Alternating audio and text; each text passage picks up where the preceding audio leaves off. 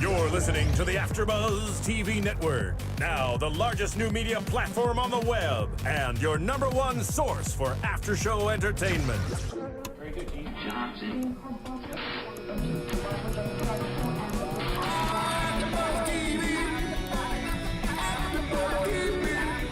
From the AFTERBUZZ Studios in Los Angeles, California, presented by Maria Menounos and Bing.com, and streaming live thanks to Akamai Technologies, this is AFTERBUZZ TV's Eat, Drink, Love After Show. We'll break down tonight's episode and get you all the latest news and gossip. And now, another post-game wrap-up show for your favorite TV show. It's AFTERBUZZ TV's Eat, Drink, Love After Show. Reputation. Hey, you guys, Bing is for doing, and we're doing another after show for Eat, Drink, Love. Episode 4, Reputation is Everything. I'm Kristina Zias along with Cassidy, Gard, and Fahnia Thomas. And Jake couldn't be with us tonight, but we miss him deeply. And sorry, I don't know why, but all of a sudden I have like this weird like old man in my throat. So excuse my gravelly voice. Hot. It's hot, really right? Hot. Yeah, I like it. I hope it doesn't ruin my reputation because it's everything. Good callback. What do you guys, let's get into this episode. We kind of think that it wasn't very eventful, as we said before, but we start off with Jessica and her dad coming to town.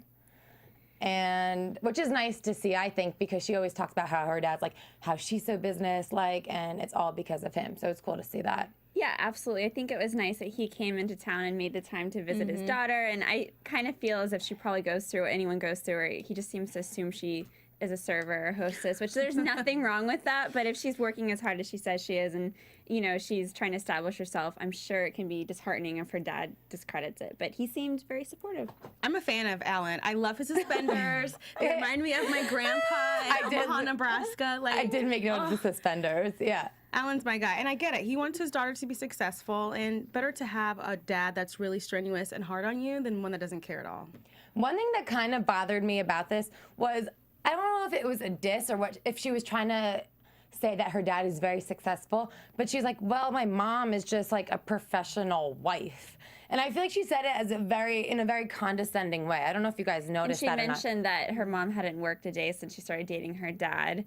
But, I mean, what do you guys think about that? What do you think? I teach their own. If that's how their marriage works, then work it out. I mean, my mom was a stay-at-home mom and a wife, and I think she works incredibly hard. So for me, I was kind of like, hey.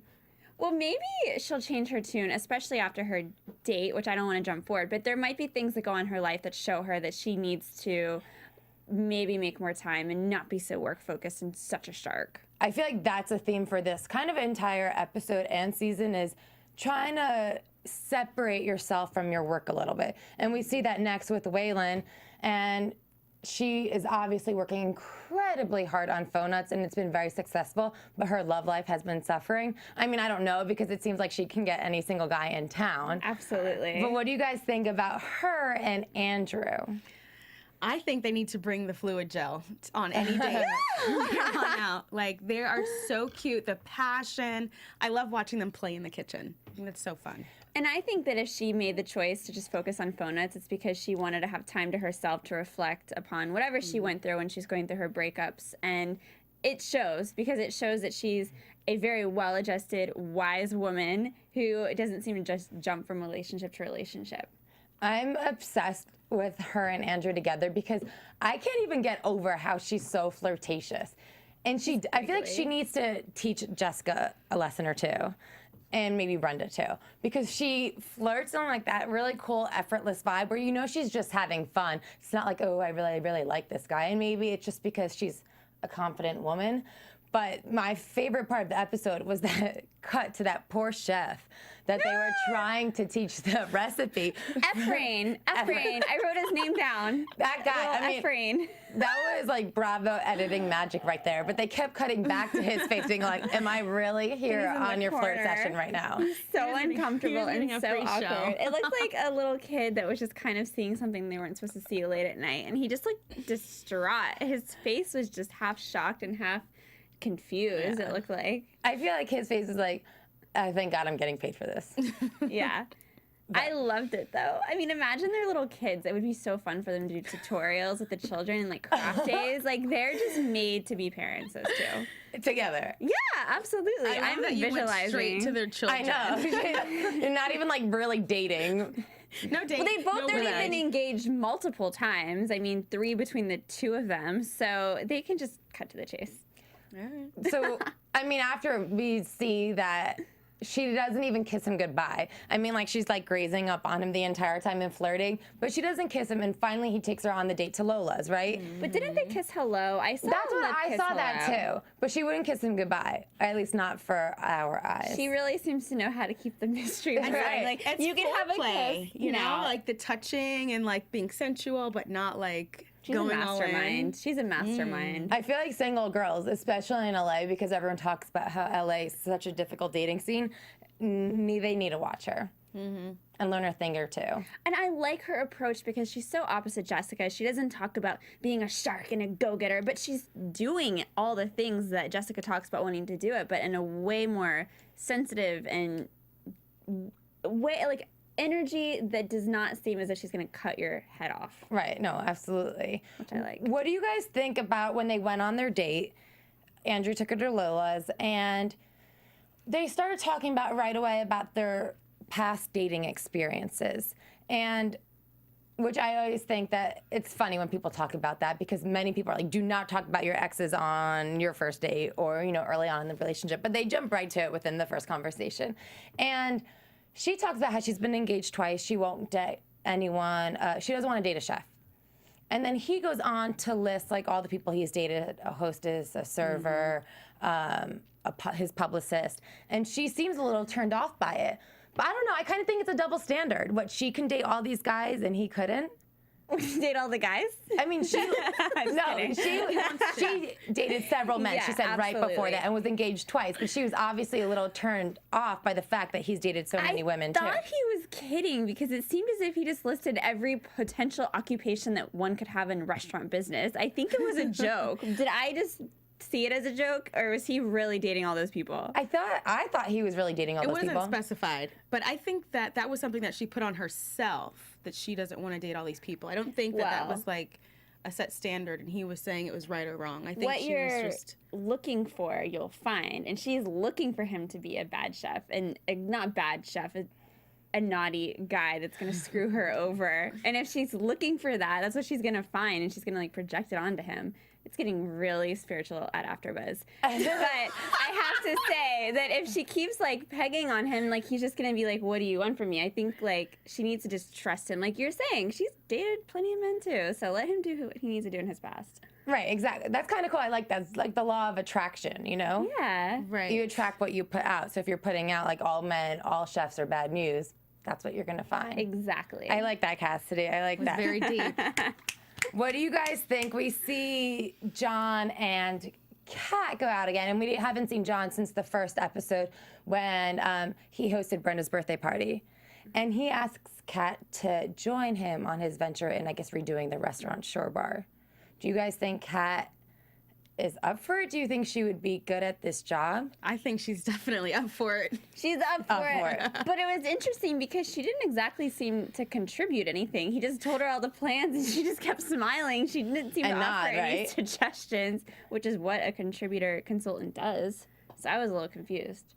What You do wanted guys to think? see her details. You wanted I to see wanted her her to summary, say- her business plan. No, I wanted her to say, no, I think, maybe you're wrong. The DJ booth shouldn't be in the corner, maybe in the center so people can convene on the dance floor. Like, offer She information. gave advice about the name, about naming it true. last. So she did give a little bit of advice. But Everyone you can't knows give away that. all your It's secrets. like, you name everyone I didn't knows know that. Oh. I didn't know that. Really?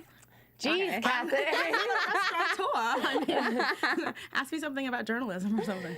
What do you think? Do you think she should maybe ask Jessica? Because I feel like Jessica definitely has an opinion on how things should be run and go.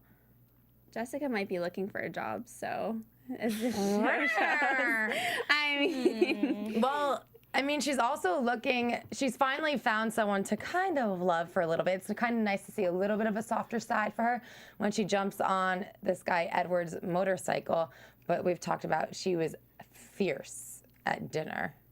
fiercely talking about her work. The guy looked like he was going to fall asleep. And I can't blame him. But I like how she recognized it in the moment, like, I'm talking too much about work. And she owned it. And I like how he kind of smoothly said, yeah, you need to take more time and have fun. Yeah. I like how it ran smooth. And I think I like Edward. He did handle it like a gentleman because he could be like, damn, this beat is annoying. But he was like, no, girl, you're cool. Take some time for yourself. That's cute. She's talking about price points of hamburgers. And how you can get a bigger, higher price point by adding cheese to the burger. So I think, and then like the mac and cheese on top as well. yeah, and bacon. exactly. But he's an insurance agent, so I'm sure during the day, like he just does some of the day to day. It can't be that exciting to sell insurance. So. Well, she says that she approached him because his tab was $200 at a $5 burger joint. So what he possibly could have been adding on to his burgers, I'm sure, probably intrigued her quite a bit. I think he was just drinking alcohol, probably. Do you think so? I think he was. Yeah. I mean, it's kind of, how much alcohol can you drink at a $5 burger joint? I don't know. I mean, I guess if Jessica hired Lindsay, you can probably drink quite a bit. What do you guys think about Lindsay? Because she was really unprepared, in my opinion. Or do you think that Jessica was unprepared? I think that Lindsay does not seem to be very sure of the prices that she's offering. Everything's like, it's about $5,000 for a friend rate. She needs to just go in there and maybe take some hints as far as just like, this is my rate and this is the way it is and this is what I'm going to offer you. I think she was unprepared. But Jessica doesn't need to be prepared about what she wants because she doesn't know what she wants, which is why you hire somebody who's an expert in drinks to tell you the options. So I can't really blame Jess for being a little vague. See, I remember last week, Jessica pretty much said she wanted sake, right, incorporated drinks. Okay. Wasn't that it? And she said she needed them like yesterday. So she was very serious about how promptly she needed these new drinks. So I don't know how long it was in between, but you would think that if someone said they needed them the day before you met, like you would get on it right away. Well, also, it just sort of seems like the expectations that she's saying, what happens if the drinks that you make don't sell? Like, she seems like she wants a refund or like a rebate or some sort of cash back or in some way. But it's very, she did say that. You remember? Yeah. So in that regard, it's kind of like, it's not really Lindsay's issue if they don't sell. Like, she can offer, and if they take it, I mean, it's really, I think, hard to predict how well a certain drink's going to sell. You just don't know until you try it. You know, I like that idea. I want rebates on all the drinks that I order from now on if they're not tasty. You can do that at Starbucks. Not to get off topic. But return your drink. Yeah, if you don't like it. I've never done it, but so do you guys know Lindsay is an actress? And she was in like a couple of movies. So her coming in right now, I just feel like she's the sixth character, cast member here to deliver the bad news and stir the pot and bring some drama. Do you think she just wants publicity? I mean, her acting career is not obviously. taking off. I mean, why not? It's a What reality kind of movies show. was she in? She was in Sisterhood of the Traveling Pants. I don't and remember her. Well, no, she doesn't star in it. She was just in it. Oh, okay. Okay. And she was in another movie with Queen Latifah and Common called Just Right. Cool. So I feel like there's more to be seen with Lindsay. Well, in her little date with Nina, she talks badly about Kat at the 5x5 they went to and says she has nothing really to talk to her about. Yeah, Kat invited her there because Kat is the one who was invited to this event in the first place. So I feel like she, exactly what you're saying, is just thrown in there to cause some tension, I guess. Which is good because it means we'll watch and they'll maybe get a second season. And it's interesting, though, because she's supposed to be an expert drink maker, but is she just, like, picking up this career, you know, in the meantime she's really an actress? Like, how experienced is she at creating these drinks anyway? I mean, I create drinks. Well, do you charge $5,000 for the drinks that you create? All right. And you better pay up. They're really good. We need to go to you. Pink Taco Go. and have some of these drinks that supposedly cause some drama. They have a really good margarita at Pink Taco. Do they? Yeah, I've had it a couple times. I actually don't like their margarita there. Really? Well, there you Yeah, go. I think it's really sweet. But what I think is really crazy is that, you know how Jessica is like a kleptomaniac or whatever she calls herself?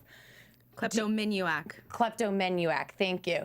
Good. Do you think she's stealing menu ideas or like food ideas and drink ideas from other places? Because she says she does not leave a restaurant without taking a menu. You know what? There's only so much you can do with food. Everybody, I think, steals from each other in the food industry. You just want to recreate, repurpose. I mean, a burger can only be so many ways before it's just, you know, crazy. I mean, what else can you put on it, right? So The fuku burger. yeah, The lucky burger. I guess. What do you think? Do you think that's unfair? I mean, I don't think it's necessarily unfair. I'm like you said, I'm sure it's done all the time. And whether you want to do it or not, maybe you get inspired by, you know, someone's food and you want to add something of yourself to it as a chef. However, as someone who is the marketing director for Harry Morton and says she steals money from every place she goes, I find it very interesting because she's always talking about reinventing the restaurant and trying to get more and more business and creating new items, menu items and drink items. And then she's saying how she takes all these menus from all these places. So is she a big talker that doesn't deliver? What do you guys think? I think she's just doing research. She has a really weird way of doing it. Okay. Maybe that's it. I'm going to throw in something here. For you Yes, guys. Steven.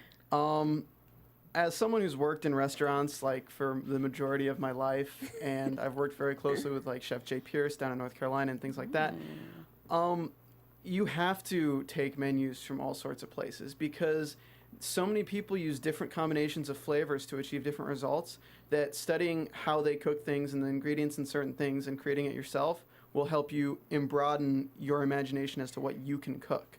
So it's always good to cook other people's food to see how they season, how they prepare, to know when you're creating a new dish how you should prepare this to get the certain flavorings out of what you want to create.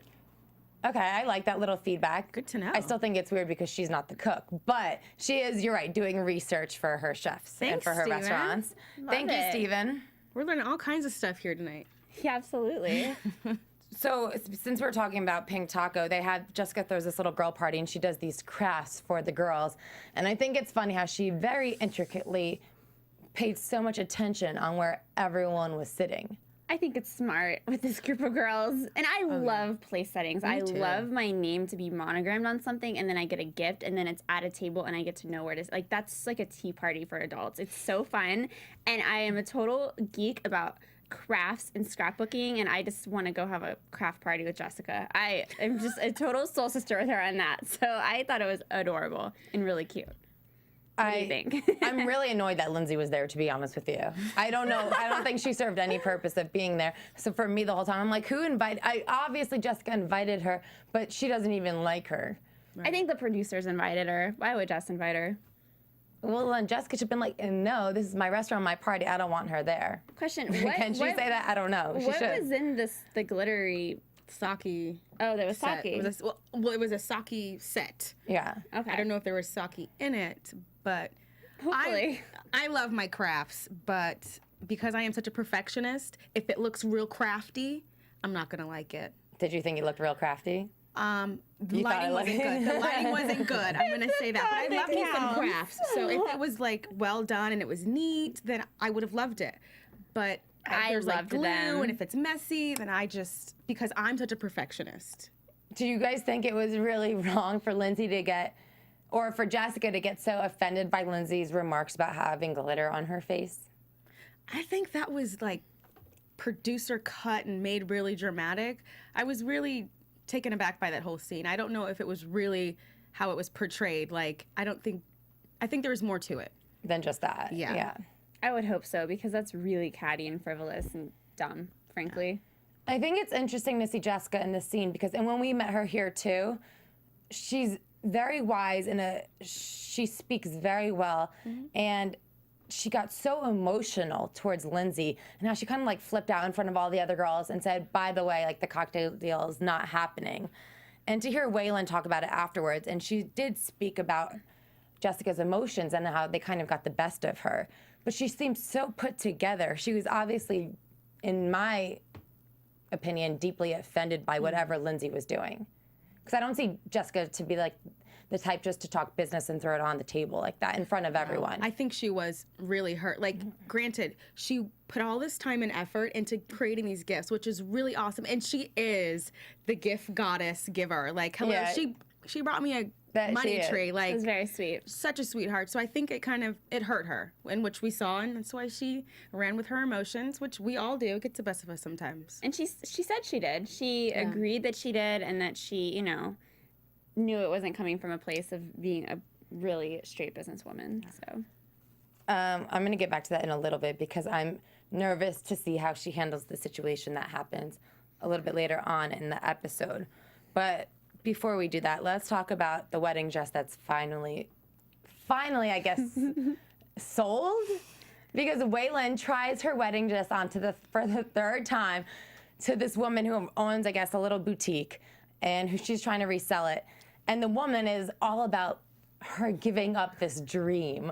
I'm like, we were dying laughing watching this. As if Waylynn's a very achieved woman. Her only dream in life is to get married to a man, and by not doing it, she gave up her entire life. That's how this woman, I think, she seems so old school and traditional. She reminded me of Frenchie from Greece, the chick with the pink hair, the beauty school dropout. She was so like la-di-da and unicorns and rainbows and I'm in the clouds. She was such a space cadet to me.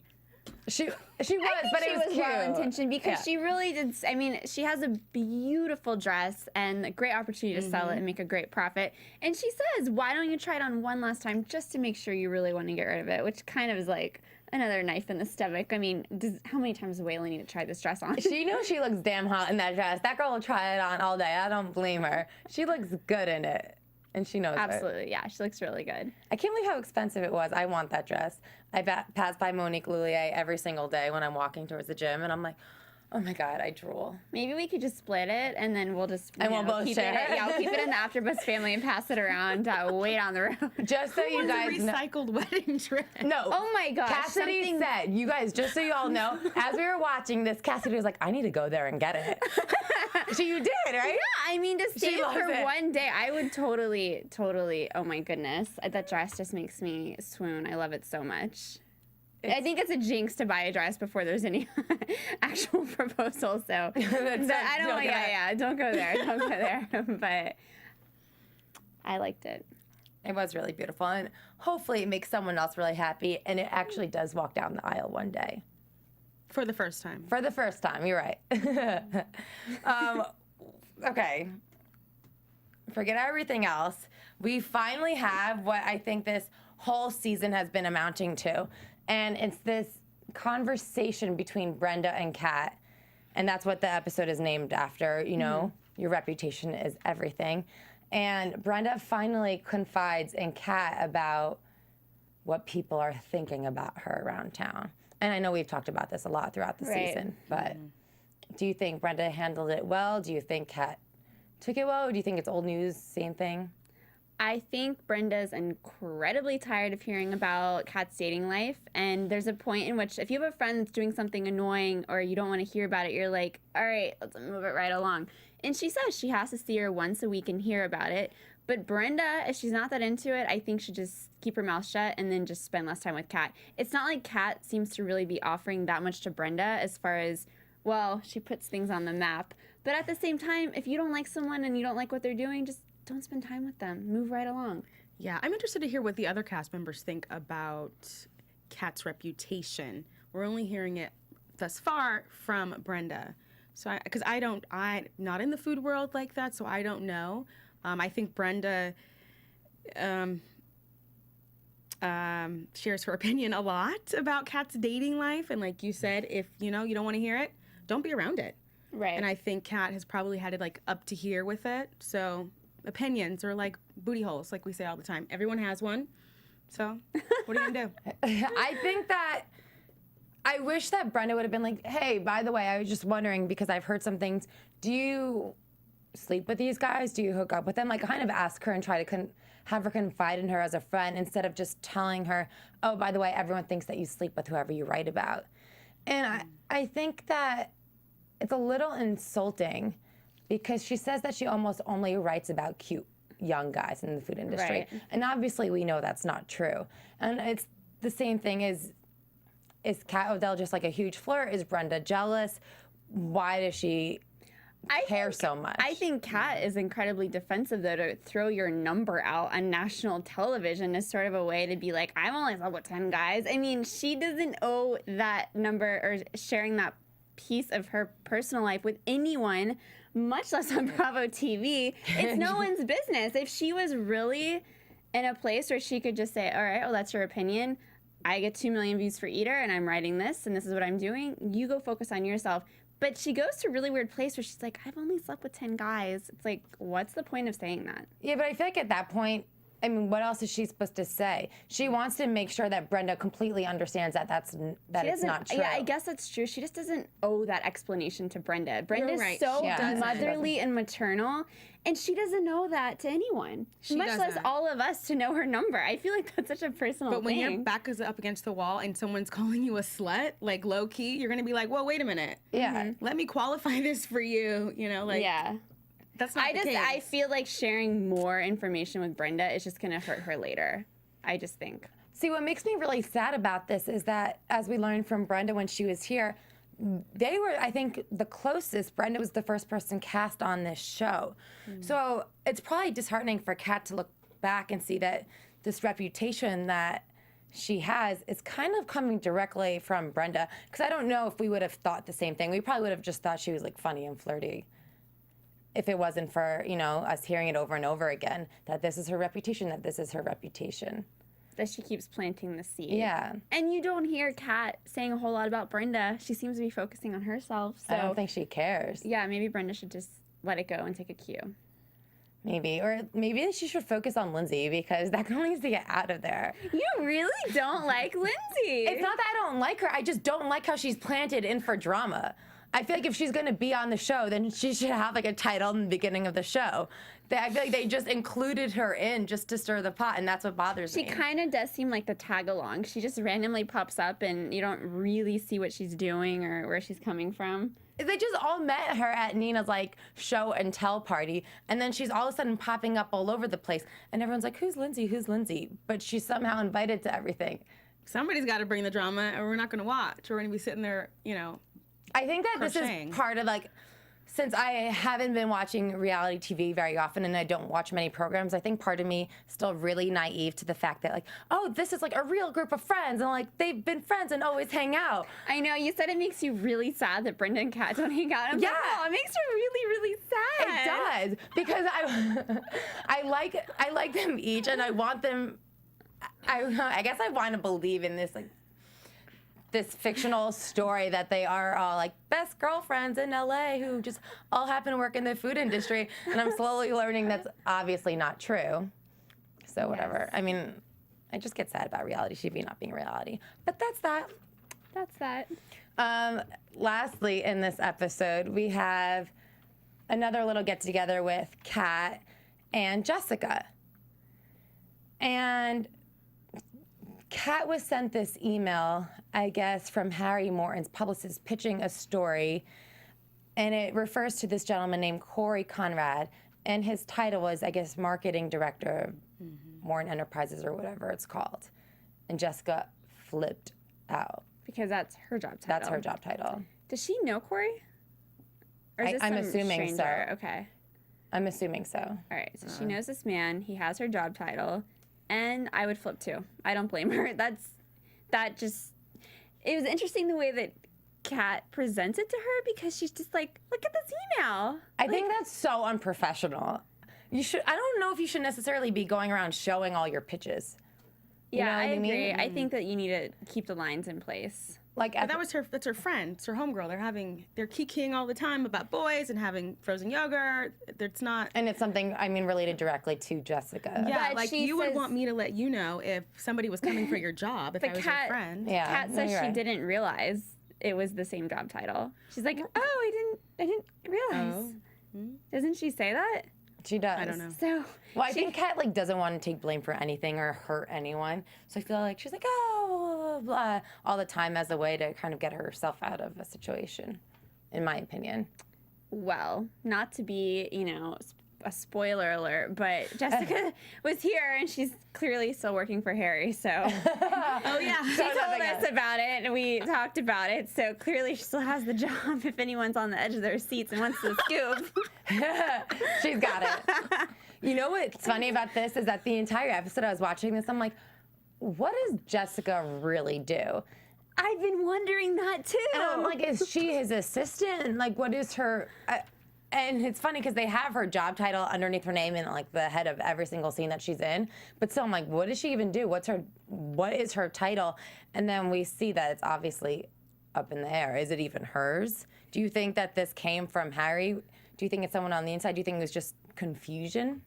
Do you think she just seems like a little bit like an intern that's just desperate? Like, I sleep here 5 nights a week. Like, I didn't get why that. I mean, what's the point of sleeping there at night when it's closed? I mean, she doesn't sleep there. Why does she say things like that, though? It's just not true. I'm having a hard time coming to terms with it. See, you're having a hard time with that. I'm having a hard time with She's Lindsay. an Fahnia, do you have a exaggerator. problem with anything? No, I think what? So you think she's lying about sleeping there? Like, who would Obviously. admit to sleeping at work? I just think that she wants herself to seem like she's driven and accomplished and she'll die for this job. She is. I think she is. I think she's Is she trying a little too hard, though? not, in my opinion. Yeah, I don't think she's trying too hard. Okay.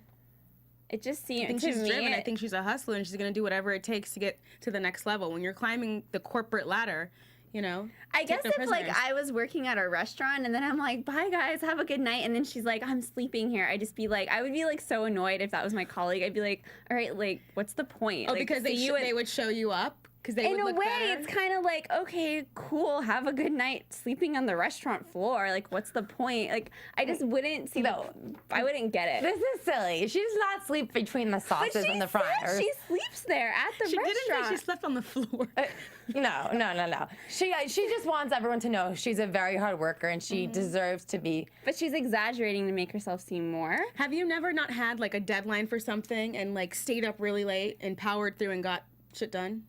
Yeah, absolutely. Okay, so she just happened to have to do that at her workplace, which just happens to be at a restaurant. 5 nights a week. Okay, Okay, let's can't move with along. Jessica, we know you're a hard worker, okay? Let's move along. I mean, I think that there will be a lot going on in next week's episode because this week's episode was it just jumped around. But next week, the ladies all take a trip together. And if y'all watch Bravo, you know that's just bad news on reality TV. So some juice is probably going to happen. Do you guys have any predictions for next week? Or just in general? And now, your AfterBuzz TV predictions. I think Kat's gonna bring a guy along and make Brenda really mad that she snuck a boy in. Yeah, Chris Carrere is gonna come in and stay with her. That's my prediction. I think Waylon's gonna hook up with Andrew. I think she's gonna break her no chef code and seal the deal. Are they gonna show it? What did you like to see? I would like to see. Yeah, I'd like to With see. the fluid gel. I think that Lindsay is going to piss off Brenda. I think we already know that's going to happen if you watch the previews, obviously. And I think it's going to finally take some negative attention away from Kat. So we'll see. I'm excited, or I'm interested to see what happens between those two characters. I think that they're going to go to a vineyard and Brenda's going to kick Lindsay out. Be like, see you later. Yeah, she's like the mama hen kicking them out. She seems very maternal. I think too, this to is when these that people. big blow up is going to happen where Brenda's like, I'm a publicist. I could ruin you. Good prediction. Yeah, so. I like it. Let us know what you guys think. Please rate us on iTunes. Give us a 5. If not, let us know what you're thinking. You can find me on Twitter and Instagram at Miss Zias.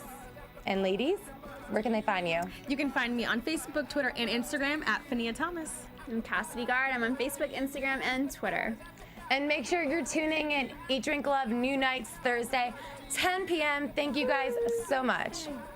Cheers, cheers. Cheers. From Bing.com, executive producers Maria Menounos, Kevin Undergaro, Phil Svitek, and the entire AfterBuzz TV staff. We would like to thank you for listening to the AfterBuzz TV network. To watch or listen to other after shows and post comments or questions, be sure to visit AfterBuzzTV.com. I'm Sir Richard Wentworth, and this has been a presentation of AfterBuzz TV. Buzz you later. The views expressed herein are those of the hosts only and do not necessarily reflect the views of AfterBuzz TV or its owners or principals.